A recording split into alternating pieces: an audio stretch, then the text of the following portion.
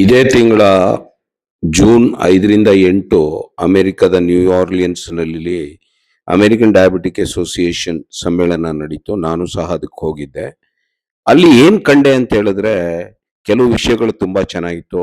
ಇಂಡಿಯಾದಲ್ಲಿ ಯಾಕೆ ಬೇಗ ಡಯಾಬಿಟಿಸ್ ಬರುತ್ತೆ, ಮತ್ತೆ ಅಮೆರಿಕದಲ್ಲಿ 50 ವರ್ಷ ಆದ್ರೂ ಬರೋದಿಲ್ಲ, ಮತ್ತೆ ಆಹಾರ ಪದ್ಧತಿ ಬಗ್ಗೆ, ಮತ್ತೆ ಟೋಫಿ ಅಂದ್ರೆ thin outside fat inside Indians ಯಾಕೆ ಹಂಗಿರ್ತಾರೆ ಅನ್ನೋದ್ರ ಬಗ್ಗೆ, ಮತ್ತೆ ವೆಯ್ಟ್ ರಿಡಕ್ಷನ್ ಬಗ್ಗೆ ಭಾರಿ ಡಿಸ್ಕಷನ್ ನಡೀತು. ಸೊ ಇದರಲ್ಲಿ ಕೆಲವೆಲ್ಲ ನಾನು ರೀಲ್ ಮಾಡಿ ನಿಮ್ಗೆ ಆಗಾಗ್ಗೆ ತಿಳಿಸಿದ್ದೀನಿ. ಬಟ್ ವೆಯ್ಟ್ ರಿಡಕ್ಷನ್ ಬಗ್ಗೆ ತುಂಬಾ ಮಹತ್ವ ಕೊಡ್ತಿದ್ರು. ಯಾಕಂದ್ರೆ ವೆಯ್ಟ್ ರಿಡಕ್ಷನ್ ಆದ್ರೆ ಡಯಾಬಿಟಿಸ್ ಸಹ ಕಂಟ್ರೋಲ್ ಅಲ್ಲಿ ಬರುತ್ತೆ. ಮತ್ತೆ ಡಯಾಬಿಟಿಸ್ ಕಂಟ್ರೋಲ್ ಆದಾಗ ಫ್ಯಾಟಿ ಲಿವರ್ ಕಮ್ಮಿ ಆಗಿರುತ್ತೆ. ಡಯಾಬಿಟಿಸ್ ಕಂಟ್ರೋಲ್ ಆದಾಗ ಕಾಂಪ್ಲಿಕೇಶನ್ಸ್ ಕಣ್ಣಿಂದು, ಹಾರ್ಟ್ದು, ನ್ಯೂರೋಪತಿ, ರೆಟಿನೋಪತಿ, ನೆಫ್ರೋಪತಿ ಇವೆಲ್ಲ ಕಡಿಮೆ ಆಗೋ ಚಾನ್ಸಸ್ ಇರುತ್ತೆ. ಸೊ ವೆಯ್ಟ್ ರಿಡಕ್ಷನ್ ಅಲ್ಲಿ ಸಿಮಾಗ್ಲೂಟೈಡ್ ಅನ್ನೋ ಡ್ರಗ್ ಬಗ್ಗೆ ತುಂಬಾ ಡಿಸ್ಕಷನ್ ನಡೀತು. ಇದು ವಾರಕ್ಕೊಂದು ಇಂಜೆಕ್ಷನ್ ತಗೋಬೇಕು. ನಾನು ಸಹ ಇಲ್ಲಿ ಬೇಕಾದಷ್ಟು ಪೇಷಂಟ್ ಕೊಟ್ಟಿದ್ದೀನಿ.